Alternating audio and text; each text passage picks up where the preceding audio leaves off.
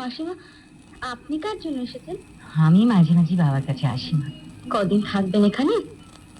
থাকতে তো চাই, কিন্তু কলকাতায় পাগল ছেলেকে পরের কাছে রেখে এসেছি। থাকতে কি মন চায় বলো? ছেলে আছেন কি করে মাসিমা?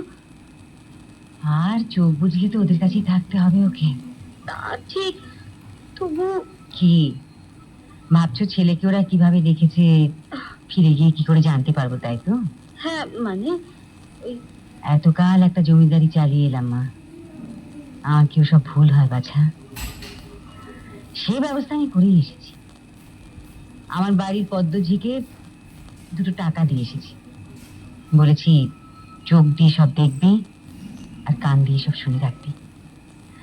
ফিরে গিয়ে আমি সব জানতে পারবো বাছা।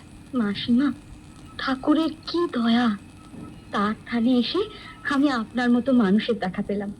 না হলে কি করতাম কে জানে। কেন?